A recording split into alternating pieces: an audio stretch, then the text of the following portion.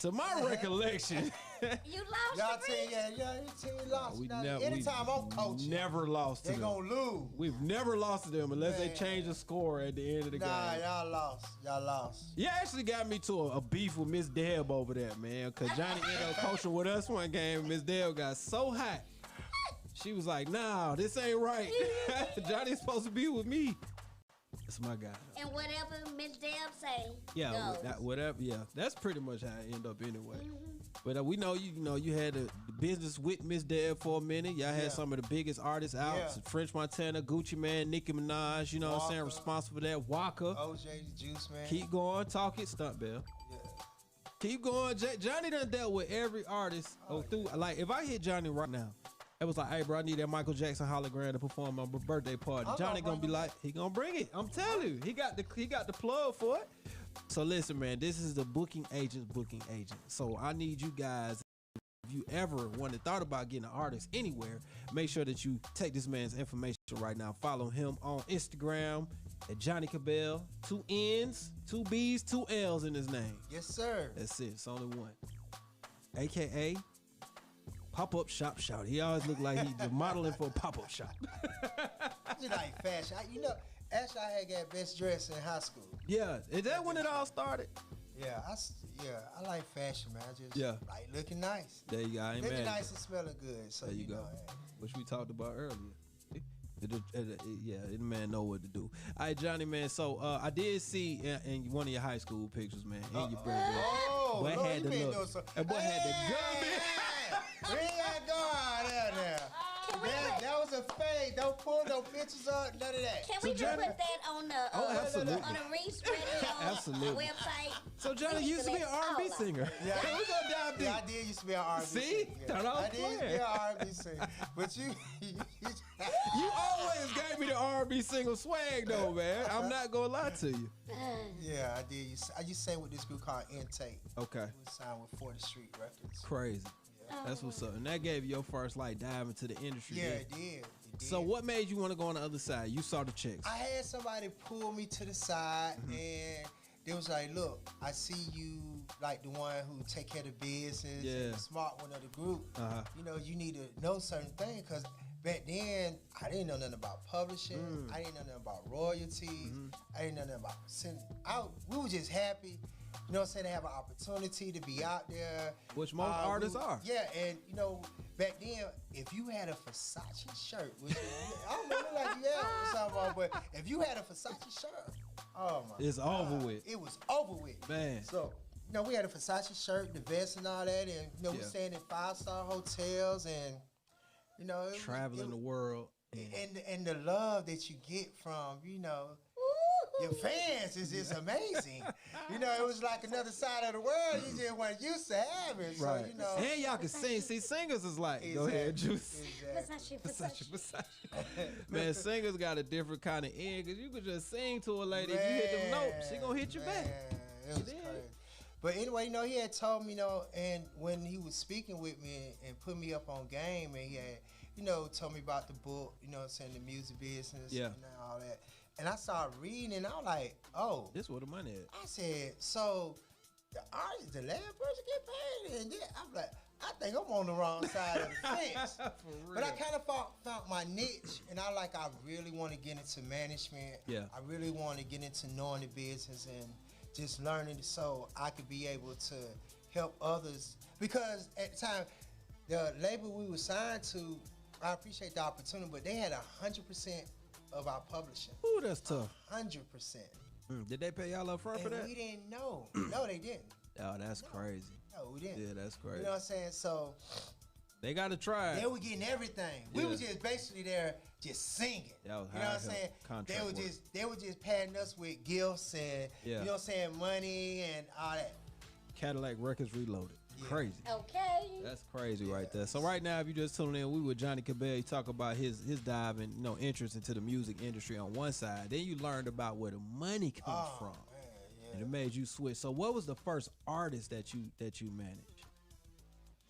My first artist was it was kind of simultaneously.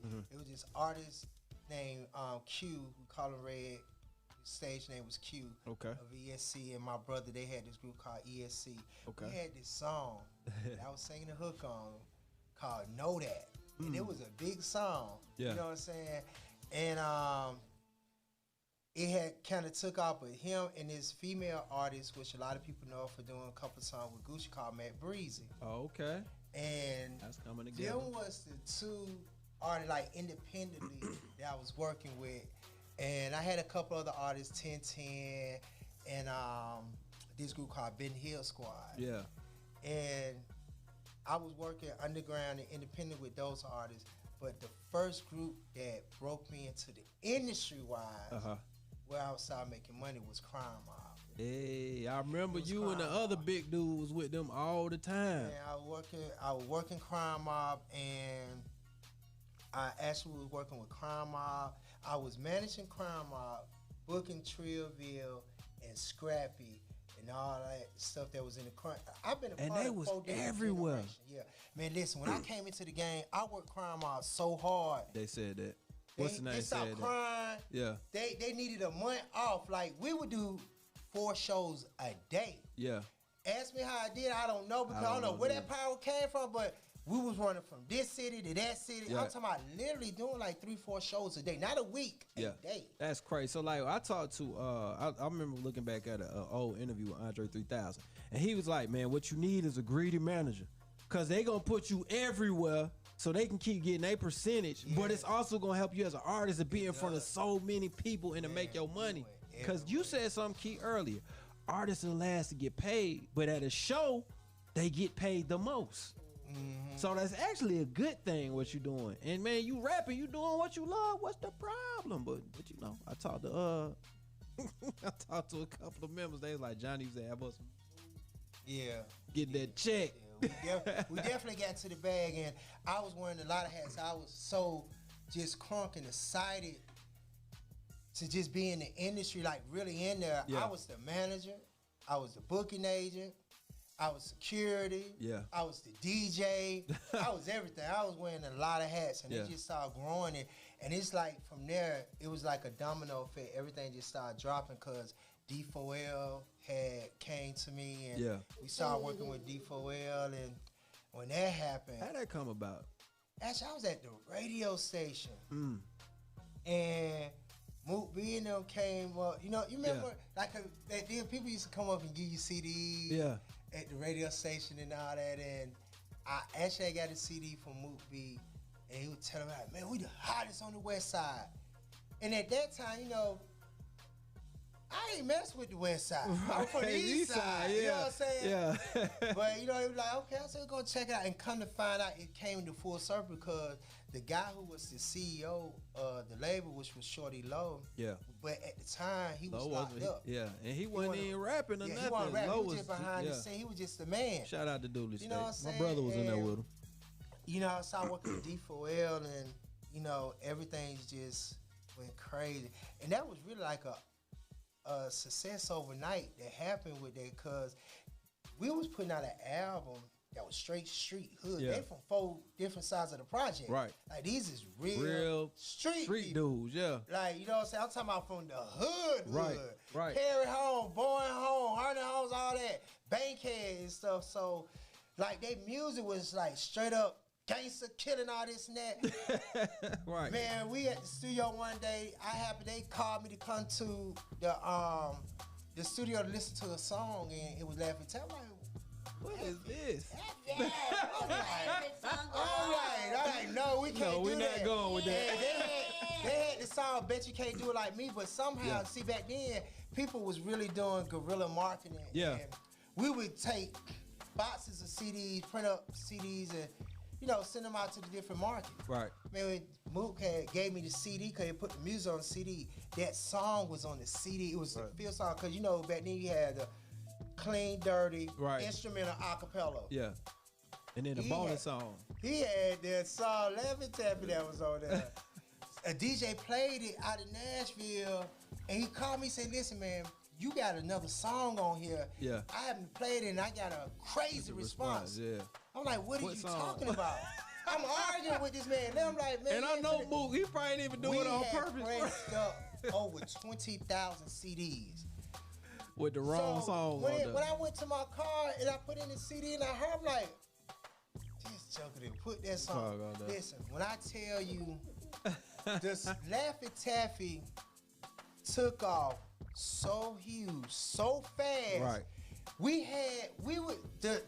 The CD was literally out really from what they was doing. We had to go back, take everything off the shelf, redo the album to sell it, to adjust to this new sound, because you gotta think, this a whole new sound that's coming in. A whole new that sound. started the snap movement, really, basically. I don't want to just say that, but because that was the first. That is like what started it. But I ain't gonna say that. Even if it was another song that came out first. This is the whole argument I have with that. Even if it's another song that came out first, Laffy Taffy went there with it. Exactly. You know what I'm saying? Not just there, it went everywhere. We was getting over it came out. That was the only thing out like that at the time. Now, shout out to City and them boys. They had songs, and, you know, Fabo and all that, but Laffy Taffy was the snap song. It was. That went through the roof. I was in Jersey and I heard it. That's crazy, because you didn't hear South music up there like that. Laffy Taffy was so big that, see, the North couldn't really adjust or adapt to that sound. They're like, I'm not playing it, but it was so crazy. They was forced to play it. They had to play it because so many people calling in and requesting it. Man, we had sold, at that time, ringtone was coming out. We had sold so many ringtones. We set the record. We're in the Guinness Book of World Records. Yes.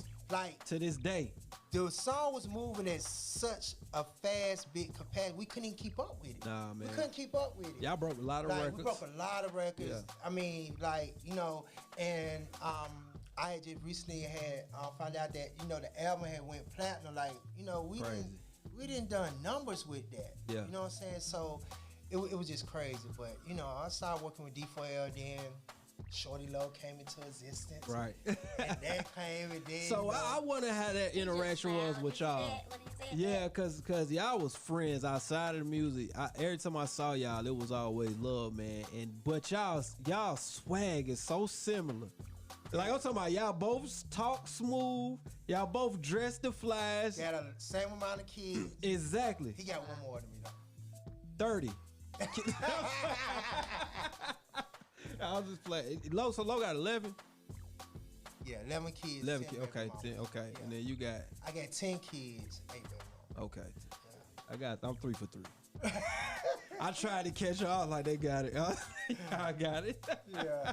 That's what's up, man. Y'all had so much similar, like just on the outside looking in, y'all got a lot of similar swag, man. How was that? Low coming back in, the song going crazy. You managing the group. Low was the CEO though.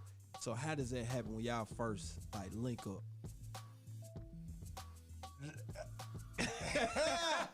Man, there's so many stories that's so untold, you know, that I haven't put out there or just talked on. I know the book coming and the movie coming.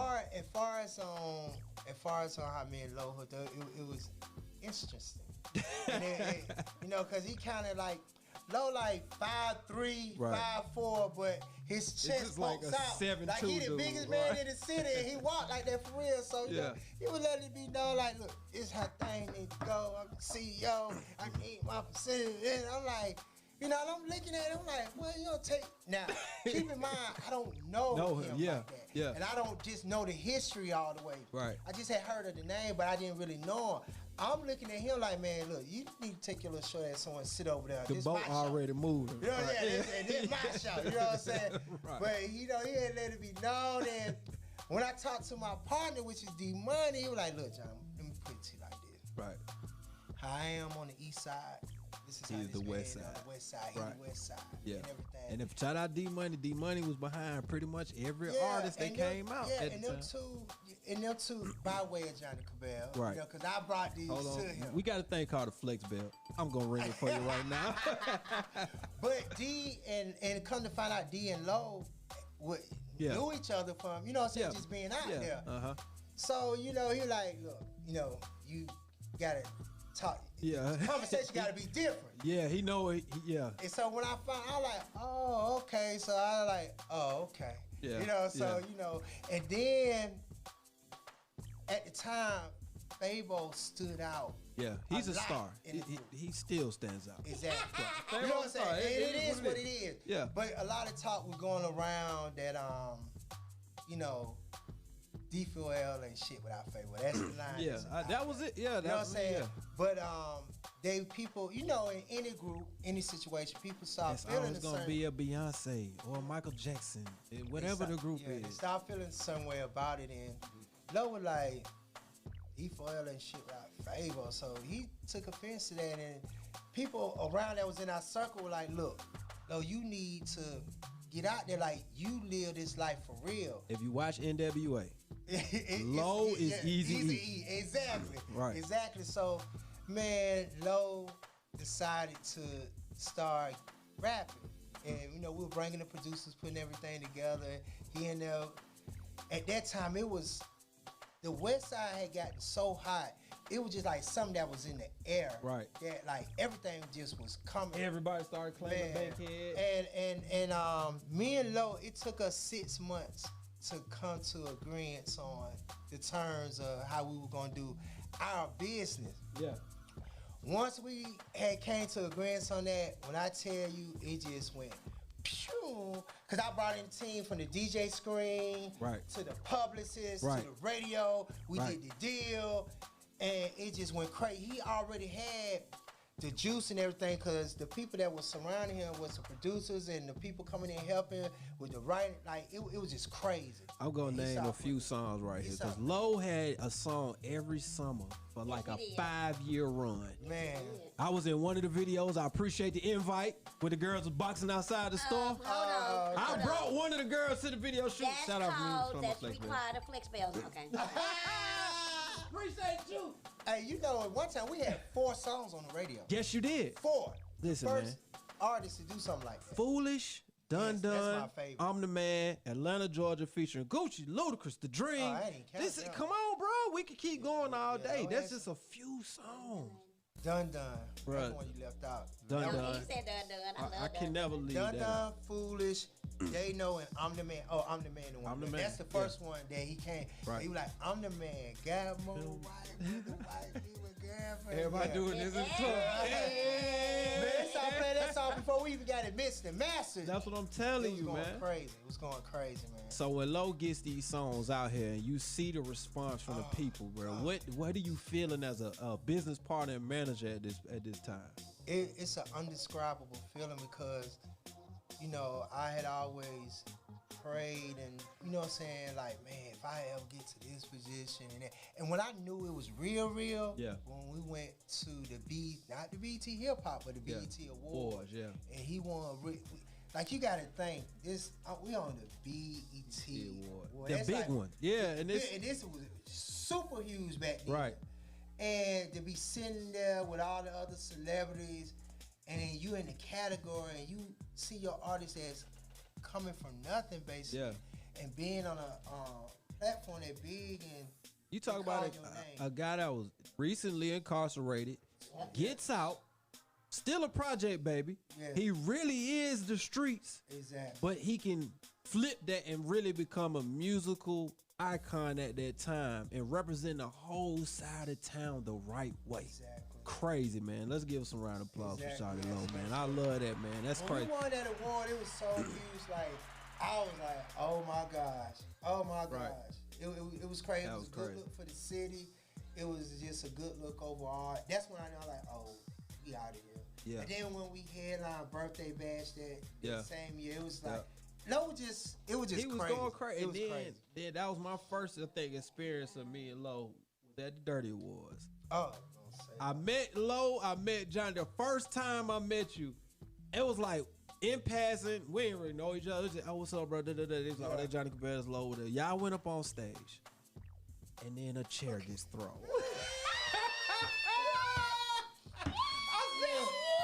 Oh my God. Shout out to my previous employers, Dirty Awards. This is my first experience at an award show. And it's supposed to be all Atlanta, all love, Dirty Awards. Low's on stage, and then a chair gets thrown. That was, man. I was like, what is happening? What is going through your head when this is happening? I'm like, Shit just got real. I'm like, oh my gosh, like it was just crazy because everybody just knucking and stuff. I'm trying to get low out so we could get somewhere safe, and it was just like, oh man, like it was crazy. Like that's the thing too, when stuff was going on with him and the T.I., like that was a real, people don't understand, that was a real beef. Yeah. Like I don't even know if people really just know the full extent of where it went to, because we had an incident. This another part that scared the shit out of me. It was a shootout that happened in Bourne Home, and it lasted for about like literally 10 minutes. That's a long, like a 3 to 10 second shootout is a long time.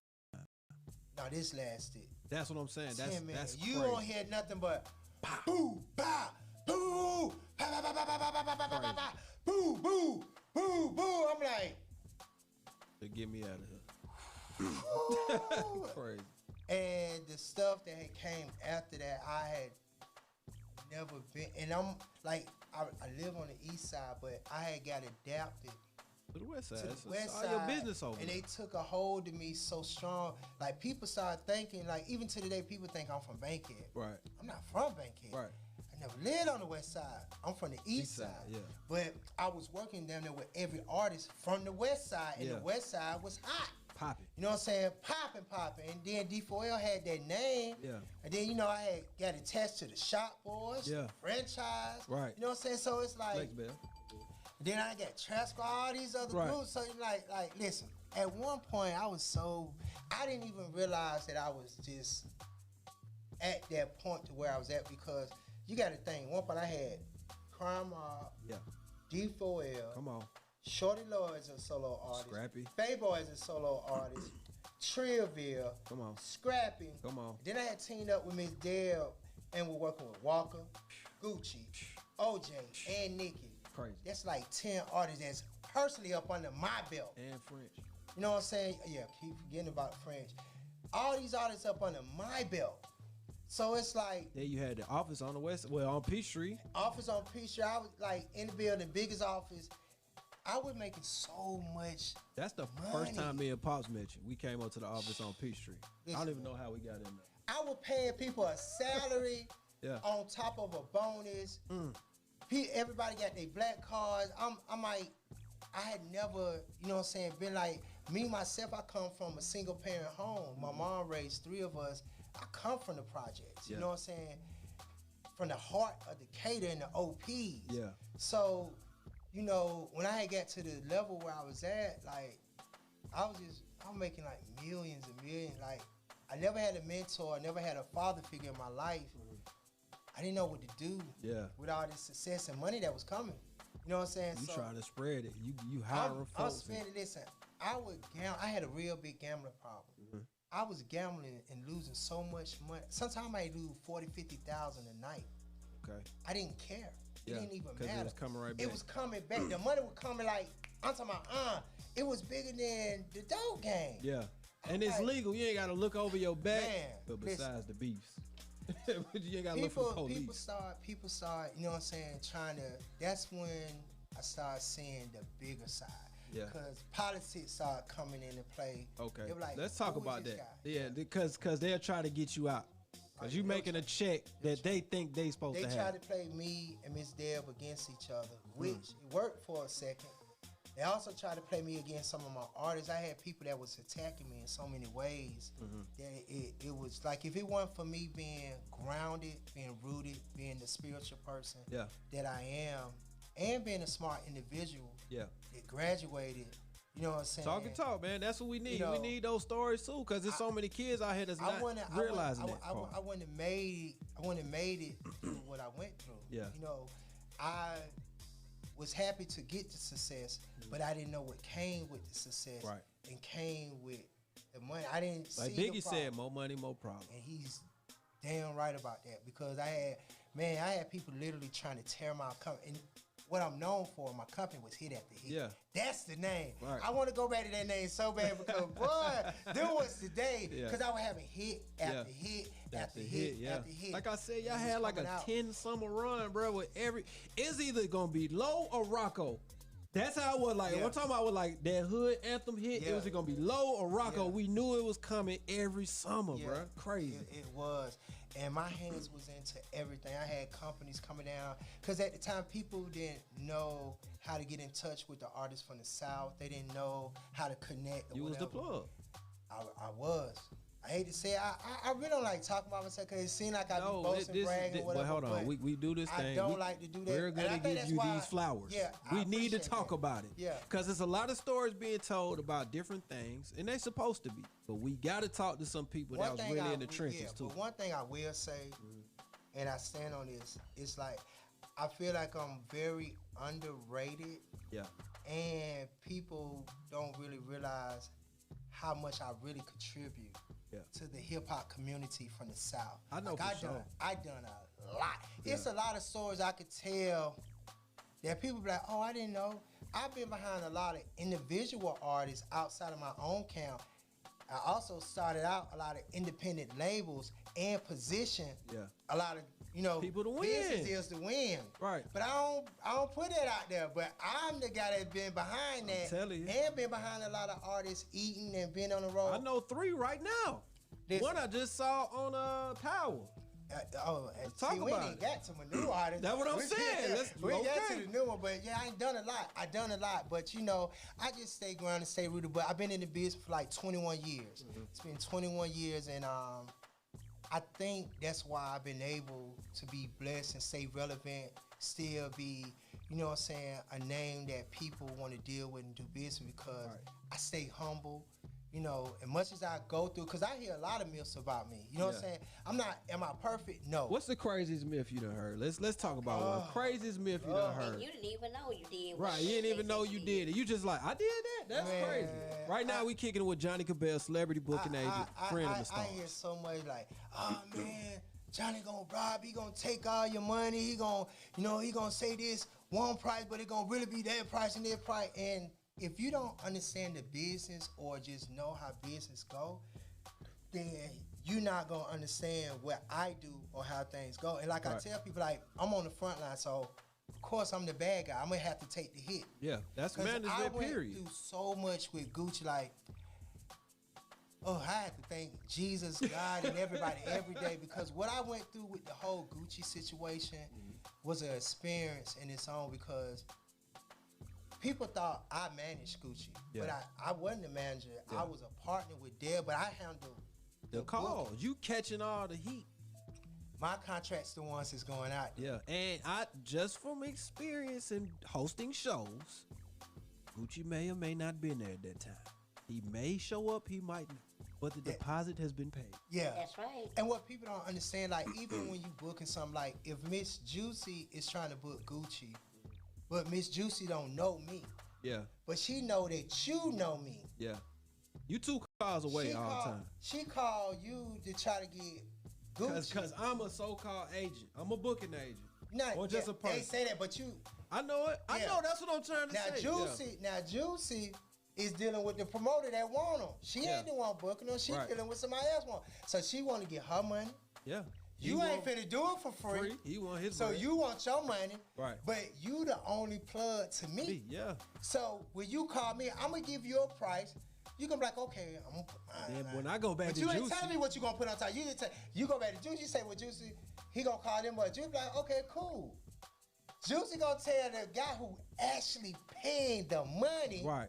That this is what it is. He like, all right, I'm gonna pay for it. Right. Everybody cool with it. Ain't nobody putting no gun in nobody. Right. Everybody cool with it. But my contract that I do with you is what me and you just talked about.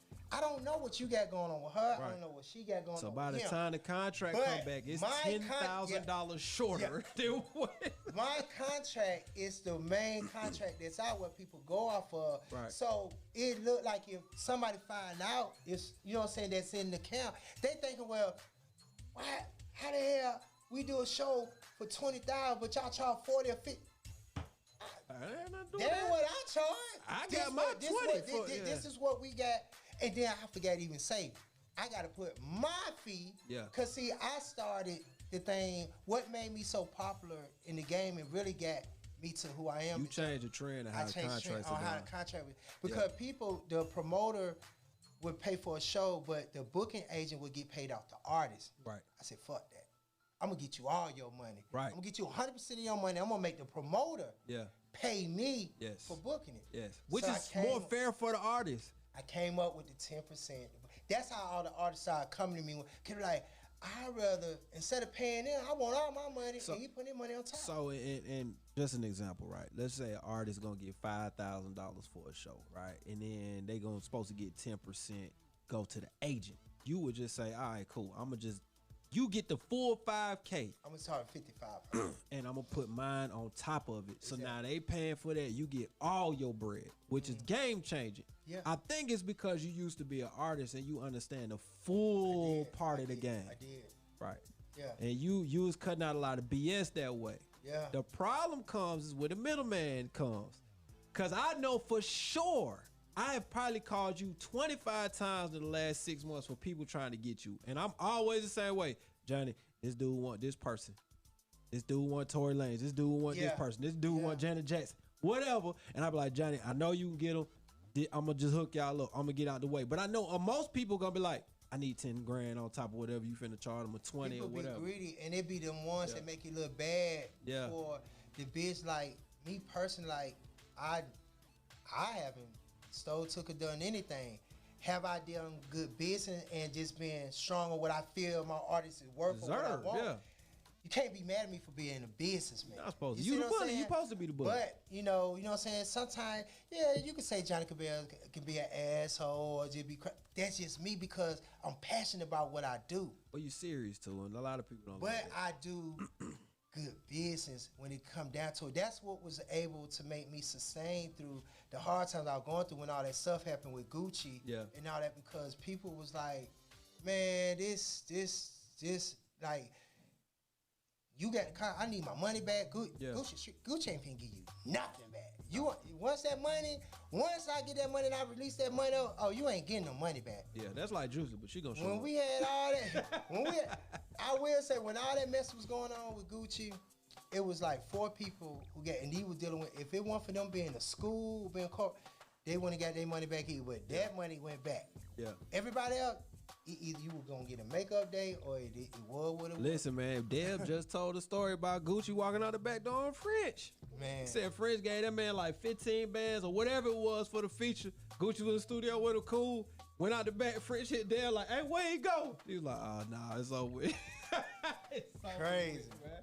Crazy right there. Right now, we kicking it with Johnny Cabbell. We talk about a lot of the artists that he's been linked with. What was a call that you got as a booking agent that you was like, damn, I gotta get this person? Like that artist that's maybe just so popping at the time that you was like, damn, I really pulled that off. I think the biggest artist I did was Rihanna. Crazy. Let me flex Bell again. Oh, and J-Lo.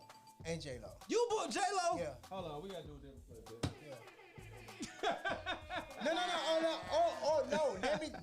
That was big, but the biggest thing that felt good to me was when I had booked Puffy, and when I had booked, well, he got so many did it, whatever. Right. But when I Brother Love, right. You know what Shout I'm out booking Puffy, Diddy, and Brother Love. But when I had booked, did something that, because AG is like the biggest promoter here. Right. Nobody was able to book Puffy but him. But AG. It's like he had exclusive rights. Listen, not only did I book him, I got him more money than what AG had got him. And crazy. It caused so much disturbing. This man took Ciroc out of all his clubs for a whole year. Crazy. AG took Ciroc out of all his clubs for a whole year. Because you helped Puff get a different bag. And he lost that exclusivity. I took the man to clubs that you would have thought he wouldn't have went to. I took him to the Mansion. I took him to that club that was on the south side, which at the time it was what? Not Ice Bar. No, Ice Bar. And I took him to a club on the east side. I took him to like 3 different spots, and then I started booking him outside of that because he had started managing Nicki, and when Nicki had departed from Deb, Nicki told Puff, I don't woo unless Johnny move me. Yeah. Because he knows. And she said, nobody touch my stuff here. That man got me on a plane flew me to New York. He had to see it to believe. He was like, bro, I got to meet this guy. You know what I'm saying? Right. So that's how I met Puff and all that. And he even tried to do business with me too. I like, nah, I'm good. Because at that time, I had millions, but I didn't have Puffy money. Yeah. But, you know, I was good. Yeah. And he wasn't talking. He was just so cocky now. Right. Well, you think I might talk see, and that's what I was going to say. Y'all working together might be a little different. You know who I am? I remember being in the parking lot at an event. The man said, do you know who I am? You was Puffy, all this and that. And he was like, I ain't give you nothing, and I want 50% of your company. I'm like, oh, nah, we ain't doing that. Yeah. I had turned down money. A lot of the bigger agencies was coming down meeting with me. Yeah. They were offering like $250,000, $500,000. So like this is money so you could be their booking agent. They wanted to partner up with me because I had a connection to all the artists in the South. And they love you, But it's crazy because this is, I mean, I went to college, but I didn't finish because I was chasing my dream. Yeah. But what I can say, I'm glad that I still got the education that I had because I was smart enough and had enough business sense about myself to know that just because you offering a certain amount of money, like some people, I know my worth. They'll be like, I knew my. They'll be like, man, 250, boy, the things I. But I was making that in a week sometimes. Yeah. Like a week. It's not that big of a deal. And I'm like, why would I give you something when I make that? I'm making over 500, close to $1 million a month. Right. Why would I give you my company, give you half of my company for just this amount? No, I need more than that. Yeah. You know what I'm saying? But then they start searching more and they start reaching, you know what I'm saying, finding the art. They start literally coming down. Poaching. Yeah, trying to. They offer them a bigger, and this is when you get the bag. See, I ain't had a bag like that. Yeah. You know so now you get these companies like a ICM, you know what I'm saying? And then they start throwing their own concerts and giving these artists this big upfront money. But they working the hell out of them. Live Nation really put Live Nation. They put a big damper on the game because they would pay the artist. Look, we're gonna give you $1 million. I need X amount of show. We're gonna put you on tour and all this and that. You're gonna be with the big artist. I can't compete with that. With just me. I'll line up a Jay-Z, Rihanna, and Jesus. Yeah, I can't do that. So they would go to the company, but what they was finding out was when they was in between records or albums and they not as hot as no more. See, it's easy to do it when you got the hottest song. Yeah. On the radio or everybody call a name. The phone gonna ring. Yeah, but when you get warm, what you gonna do before you get there and when you get cold? Yeah, they ain't not because them companies they only mess with you and like you when you hot. Yeah, there's no relationship. There's no relationship. Know what I'm saying? Yeah. But when you in between or you going, they can't do it because they don't know the people on the ground. Exactly. See, I know the whole chitlin circuit. Yeah, that's what we call it. You can keep them paid. Keep them paid forever. Keep them on the road. Exactly. It's those that have no business touring that you getting money for right now. You right about that.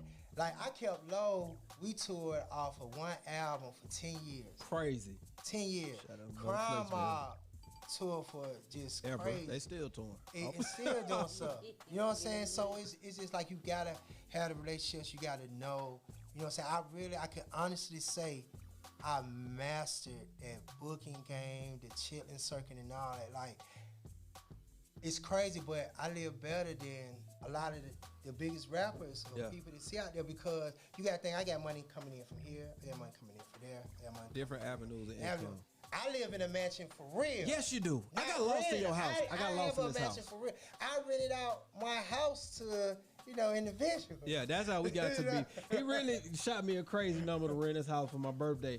I was like, Johnny, we supposed to be friends, bro. He shot me a crazy number. And then I hit him like some months later. I was like, he's like, Reec, what's up, bro? You ain't hit me. I was like, man, you gave me that crazy number. He's like, no, I ain't tell you that. I was like, Johnny, you did tell me that. He's like, no, I wouldn't have told you that, bro. Yeah, but I drive the cars, have the jewelry, you know, the dressing and everything. But I put in a lot of work. You know, so I work for what I have and everything, and I take care of not one, not two, but all my kids. Not just money, but they are part of my lifetime. I'm in their school. I support them. I'm the one that's I'm behind every last one of my kids. You know how I know that? Because I went to two of your daughter's school doing a book read. And they ran up on me. It was like, hey, Reec, I'm thinking, I didn't put it together that quick. So I'm thinking maybe they know me from the radio. She's like, no, you cool with my daddy. Like, you know what I'm saying? That made me feel good. They was like, you know what I'm saying? Because I'm like, damn, I feel like family. Like, they really, really rock with your kids, man. And that's what I respect about Low, because, you know, sometimes it could be a double-sided. You know, people are, oh, you got all these kids, but Low, and that's what made me have so much respect for him too, because, and that's how like me and Low was alike in so many ways that we even started looking like each other. Yeah, people would think like, y'all brother. Hey, that was a phase with the little beard. That was a phase, boy. That was a phase. That was like how the hell was and everything. But we had to get right to the right barber and all that. Yeah, y'all got it together. We started looking like each other, doing things together. And I just hate that Lo didn't get his flowers as much as he did after he left than when he was live, because like he did a lot in the community. Mm-hmm. He gave back a lot. I would say that he Lo supported. When you called us, Lo would come out. Yeah, anytime and this is not money, warm Lo. This is hot Lo with the biggest songs and biggest records out. And even with all the money we were making doing, like he always stayed at grind. That's why people had so much respect for him. Yeah, because he was just the same person. Yeah, like he wasn't Hollywood. Like you could touch him. You could talk to him. Yeah. He didn't get Hollywood. He didn't try to, be something bigger than what he was. He was just Low. Yeah. He was himself. I love it. And that's with the low check. Yeah. And everything behind it. And this man, it was the only man I know to this day that can have all his baby mamas in the same room, on the same accord, and have his girlfriend, and everybody getting together. Too. So it was crazy. Like when we had the idea of the show, and it came to us about the show, we told them that if they put this name out there, that it was we weren't comfortable with the name of the show. That what really stopped the show. Oh, okay, because I remember that it was like all my baby mamas or something crazy. Man, listen, when they dropped it and the name came out, we got so much heat behind. I'm like, I heard from every radio station that it was in the world. Yeah, everybody was trying to get the interview. Everybody wanted to talk. They wanted to get, and it just went crazy. And I'm like, wow, over a name? I appreciate y'all but stopping what they and pulling didn't up know, and give me they the thought interview. it was going to just be so ratchet and it was going to be representing our like that. culture of black people a certain way. But what they didn't know was it was going to show that this man is really in his kid's life, and the way that he had things set up, he was able to communicate with his baby mamas, and it was a lot of co-parent. Like it was a lot of healthy shit. Like you got all these folks together eating dinner once a week. I couldn't try that. I couldn't do that. I can't do that with 3, bro. Like I could not. I couldn't do that. You know what I'm saying? Right. It had a girlfriend that like Lo was a special brother. Now it was a special brother. I used to be like, man, how do you? I'm like, if I try that with female, I'm getting shot at, stuff thrown at me. It's no way. But he was able to do that. He just had a way with females that was just it was crazy. Yeah, it was low light. I can't even put it in the word. I say something crazy. I get hit with mints. You see how it go down uphill, man. Low get 10 of them, 11 of them in one room. We've been keeping the legacy going on, and a lot of stuff happened, and it's just sad that it's certain things. Like it's so much more that could have been done, or that I even wanted to do, but because of the confusion. Yeah, a lot of hands in the pot. Listen, it got so bad. I had to walk. Like I walked away. Like, look, y'all just do what y'all do. Y'all got it. You know what I'm saying? Because you was more like a brother to him in a whole lot of ways. It wasn't just business, and I know that. So sometimes you like, I got an idea, I want to help, but then other people sometimes, I'm not saying who, I'm not saying what. Sometimes greed kicks in, and then you miss the big picture. Very much so. Well, let me ask you a quick question, because you've been there, you've done that, and you walk the walk, talk the talk. But if you knew then what you know now about the music industry, would you have done things differently? A whole lot different. And why is that? Yeah. No, go. That's a perfect question. Like, what would you say to the hit after hit, Johnnie, right now? Yeah. Well, first, I would learn how to save money and about investing. I just never thought, like when I had made my first $1 million, I was like, oh, this is what it feel like.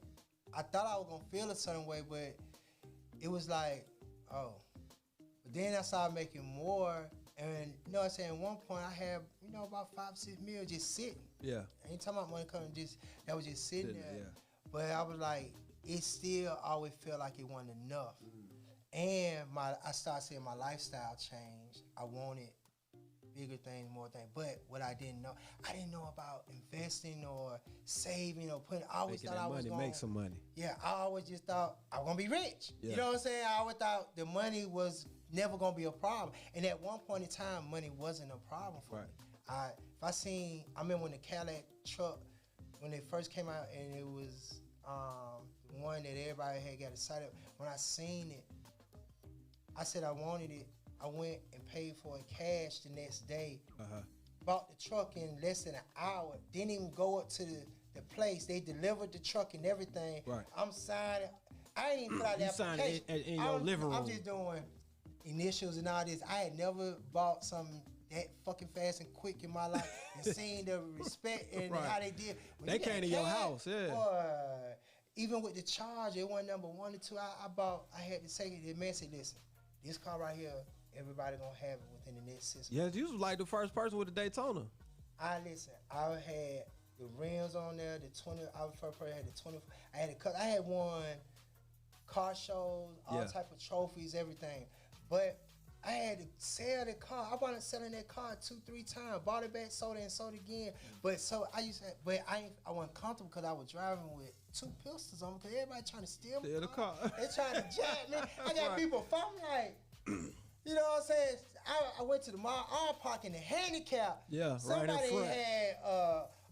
had the tow truck with the bed. They trying to get your car. Get my car. Boy, I said, oh my God. I seen I'm in the mall. I'm shopping. I see everybody running out, and I hear the man on walk out. And when he said the car, when he had described the car, I said, shit. So I started running away. I'm like, that's my car. I'm like, man, it was so funny, but. Man, yeah, I didn't know what to do with money. You'll go back and tell yourself, but I would go back and invest and, you know what I'm saying, put money to the side, do this, do that. I also, you know what I'm saying, would not be so just, it's sad to say, but artists, they're not loyal. This game is feel not. Like your loyalty outweigh theirs. Yeah. And that's another thing that I respected about Low because so many people was in his ear trying to get it, but he was so old school and so real, and he stood by a code like he stayed down. Yeah, you know what I'm saying? Wasn't nobody able to come between, and he kept winning. And that's the crazy part. I remember it was rumors about him doing a G-Unit deal and this deal and that deal and all this different stuff. But he did do a deal with 50. I remember that. But I'm just saying, like, I remember hearing about all these different deals coming in. It was like, but it seemed like he still had his people with him, whatever way he moved. Exactly. Yeah. Exactly. So, you know, it's a lot of stuff I would have done different. But I'm happy I went through what I went through. You know what I'm saying? Because it made me a better person, the person who I am today. But I can honestly say, man, I'm blessed, man. Like, if God was to call me today, I could say I lived a good life. Yeah. You know what I'm saying? I done done a lot. I've been on a lot of TV shows. I haven't done something with Juicy. Yeah. You know what I'm saying? But I done done a lot of movies, you know what I'm saying, with Zaytoven, Birds of a Feather 1 and 2. Yeah. You know what I'm saying? Finesse. Did Michael Myers, who was a guy who... Man, shout out Mike. R.I.P. Michael Myers, man. You know, we done a couple of movies together. I did 2 movies with him. Yeah. I did this movie called with Jamal... With a called Turn. Yeah. I played in that movie. Man came up here, the producer of the movie. Yeah, he came up here. We interviewed him. I done a film with him. Yeah. And I done a couple other independent films. Now, recently, I got this movie that, you know, I'm excited about called Quad City. There we go. Quad City. It's based on back in the 70s. Yeah. And all that. And it was fun because, you know, I had never played a role where I was dressed like I was. I got into it. I had my whole gear together. I bet you. Did you go get your own outfits, bro? I did. See, he said forget wardrobe. Did you see the shoes? Did you see the platforms I had with the fish tanks in them and everything? Hey, listen, man, I feel like your accent and swag came with the fish tank platform boots, man. Hell no. Quad City is gonna be an interesting movie. Like, it's gonna be dope. Tell me about it. Walking? Yeah, how was it walking? It was at first I tripped up because I'm like, I don't even know how they was walking in this show. And the lady at the place where in Little 5 Points where I got my stuff from, she said, listen, it's like how females are in heels and all this and that when they first trying to walk out, but you get used to it. And I'm just like, oh Lord, I don't know how, but you know, it fell in place. There you go. But it was different. Quad City, man. Y'all coming up Thursday. You bring the whole crew Thursday. You know what I'm saying? Shout out to my boy June. He the director. Shout out June. You know what I'm saying? Of that movie, and he got a lot of good ideas. But it was fun filming, and we finishing up. We're gonna release this summer, spring, and all that. All right, man. One more question, because we've been in here 2 hours talking to Johnny. I could talk to Johnny for a week straight. Five part series, man. It's so much. I know. You have one of the first groups to have an internet channel, because Crime Mob was like the first people with a YouTube live channel ever, before anybody. What group that you have been with, or artist you have been with, if this was a social media era now, then who you think would have been like out of here, just based on them having access to social media? You talking about from back then? Yeah. Now? Yeah. I mean, definitely all my groups. I mean, D4L. I mean, especially D4L. Like it would have been through the roof. You know what I'm saying? I hate to say it, but all my artists that I work with. You know what I'm saying? Everybody that worked for Gucci, everybody, like it would have been crazy. It would have been on steroids. I can imagine like then that Gucci with Instagram. Good Lord. Hey, we would have had Instagram and social media back then. Sheesh. But that's another adjustment I had to make to the business and to the game, because it started allowing people to be more accessible to the artists and people. And, you know, so it kind of, I had to readjust real quick, because I'm like, damn, because now they're like, well, I ain't got to call John. They go on their page and go on their DM real go quick. DM or call the number, but then they start finding out sometimes artists that don't might handle be a scam, business. or or it go wrong. So like, okay, now we gotta go back. You know what I'm saying? Now I gotta call Johnnie Cabbell back again. Well, people hate to hear that name. When you hear Johnnie Cabbell, they be like, I gotta call who? Oh Lord, here this man got everybody.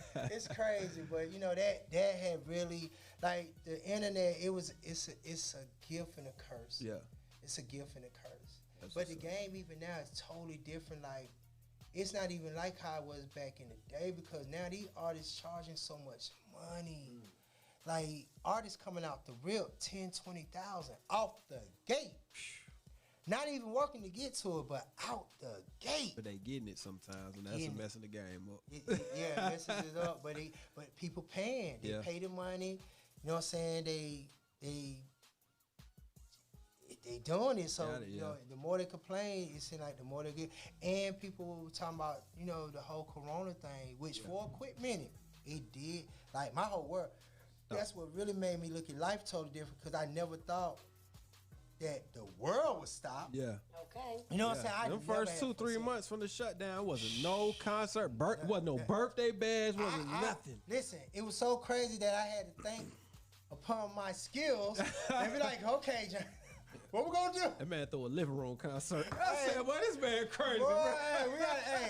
Hey, we gotta, make you think about them old days. So, you know, but you know, we had to readjust again. But I would have thought that COVID would have made artists more a little sensible and open to being more workable with promoters and play, because of, you know, the way their life was. Yeah, it made it worse. Man, It made it worse.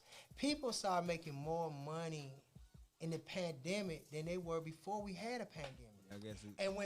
When I caught wind and got in the mix and everything started, you know what I'm saying, coming to light, I even started making more money now versus to what I was doing. So I'm like, when stuff really get back, like, stuff starting to slowly but surely come back around. It's starting to get crazy for me now, but it's like, man, I had got back to the point where I'm making more money because the money is different now. Yeah. And but I'm like, Where's everybody getting this money from? PPP boys. There it is. Big Joe. Big Joe. You know what I'm saying? Well, for us to be in a pandemic, people spending more money, buying more things. Like just like we just had All-Star Weekend. Right. We're in the middle of a pandemic, but they selling Alice selling table for $25,000. Not 100. And every last one of them. It was Vegas prices. Was gone. Yeah. Sell out $15,000. The lowest you could get a table for. But you got people spending this type of money. Crazy. It's crazy. Crazy. Yeah, and we doing past. So just think, when stuff come back around, you would be like, well, woo, what is gonna be then? Crazy. It's gonna be crazy. That's what it is, man. Johnny, appreciate you, man. To give you a round of applause, pulling up, sharing all these stories with us, man. Yeah, and I got a shout out to my girl, Light Skin Keisha, because she crossed a lot of bounds. We have done, man. This girl is really breaking barriers out here. Like, I'm so she glad came back from Ghost, and that was something that I did. Yeah. You know what I'm saying? No, I'm proud of myself. Go ahead. Give me that bell. Wait. Get the bell. Hold on, big bell. I'm feeling myself right now. Big bell for him. But you booked the artist on Powell. He's not just a concert booking agent. And she got a movie. Movie deal that's that we doing with Country Boy. She got the leading role. And she did very well on Power, bro. And we got and she coming back for season 2, and she got a bigger role. Dope. Okay. Got a sitcom that I had placed for. She got like 2 movies. Like she going crazy. She a star, bro. I remember. I'm so glad I got in early on Light Skin Keisha's IG. We became friends when she had a couple hundred followers, and then it just went crazy. And my R&B artist Kissy Lee doing good, man. Kissy Lee being a star. Yes, and I'm so proud because she about to, you know what I'm saying, really have her breakout. Like we have a single that's about to be a hit. She just did a single with Niece, Dream a Day, and that junk go crazy. Yeah, she did. Super talented. The one we got out now is her featuring Light Skin Keisha. Nice. And so, a lot of. And now I'm about to start doing, you know what I'm saying, I'm about to really start getting into the movies and investing my own money and doing movies. Some soundtracks make money too. Yeah, I'm doing the soundtrack for Quad City. Dope. Okay. Yeah. I like it. Look at that man. So on the screen and behind the scenes. Like, man, I'm just going crazy. I'm just doing what I do. Right. What I know I do, and that's how to get the. Are you bringing the podcast back? Last question. All right. I'm bringing it back. I am bringing it back. Is Cotton Candy coming back with you? Is who? You just threw me for a loop when you said that. She just changed her Instagram name. But I started following her because I came on y'all show where you had the little light skinned chick was your co-host. That's down at Diamonds. Oh, you went back. Oh, all the way back. You went back from first. Right. Now she won't. She's done. She in her own little world right now. Right. I got she in her own little world right now. But I am bringing the podcast. Just I'm trying to find the right time, and I'm just trying to do it right because I really want to just. Let's do it over here at Reec Radio, man. We're looking for another show. Let's go. Hey, you doing something, man. I'm proud of you because you've been doing some big things and staying consistent. And I watched you grow. I have watched you really grow. And when I came in and just checked out the whole facility and I'm like, man, this man doing it. I got the biggest co-host in the game. Yeah, I like, how did man get Miss Juicy? hey, I like, man, Reec still got some money on that. They got Miss Juicy, boy. Miss Juicy about that check, too. Hey, look, man, we trying to get you to be her booking agent, too, man. Juicy, man, I'm telling you. Man, listen, Miss Juicy, man, I love Miss Juicy. Her spirit just... It's wonderful. It's just one of those spirits that just, like, it's out big, man. It's big. Yeah. And she don't change up on you either. At all. That's what I love, man. For what, 11 years now, me and Juicy been running, man. Every time it's like low, like when you said, anytime we doing something in the community, Juice, hey, these kids, she like, boy, shut up. Shoot me the address. Like, she pulling up, bro. That's what I love, and that's how we got cool. And to be able to do this show with her, man, is just amazing, bro. I'm telling you, it's amazing. Yeah. Dope energy every day, except for when she hit me with stuff. It's great. Yeah, I seen her going crazy. She got that on. She got that firepower. All right, Johnny, man. Make sure y'all follow my boy on Instagram, Johnnie Cabbell, 2 N's, 2 B's, 2 L's. Catch him, man. All the artists. Make sure that you stay on this man's radar. He probably already, if you getting the check, you're already on his radar. But make sure that y'all know. Exactly. And the biggest thing he said today, man, know your business. And I love that right there. You know what I'm saying? Do something you love, but know your business. Johnny, give these round of applause one more time. Long live low. What you want, man? You want done? What you want? Foolish? They know what you want. Get out of here. It's all so hard, but man, let's hear. I want to hear Dun Dun. Dun Dun my song. There we go, man. We gonna play this Shawty Low Long Live Low. Dun Dun right here on Reec Radio.